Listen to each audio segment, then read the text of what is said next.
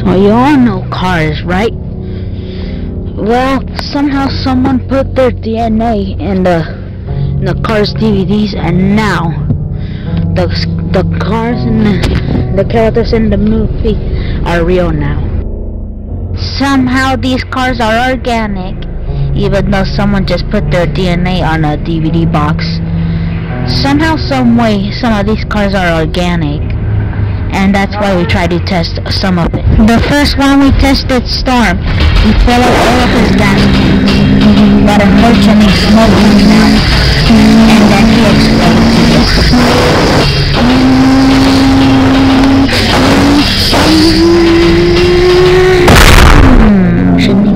Storm didn't make it. He was lit to flames. And the problem is that when you fill up his gas tank, he had a brain. And it also leads to the engine. And then the engine makes, and then the gas goes to the tires, which causes Storm to explode.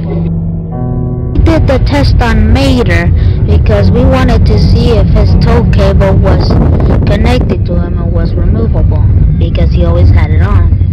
Unfortunately, this meant that the wires inside Mater connected to his windshield and mouth, which causes it to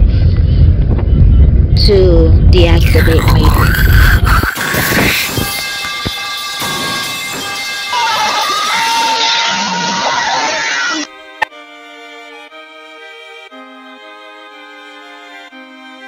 This windshield that is connected to his tow cable. When we removed it, he was deactivated.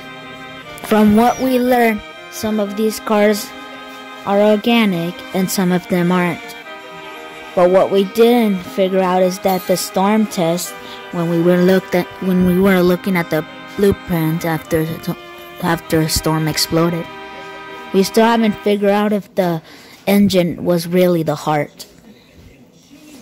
It looks like that it indeed looks like some undercover footage of Doc is looking around his surroundings, see if nobody's gonna experiment on him.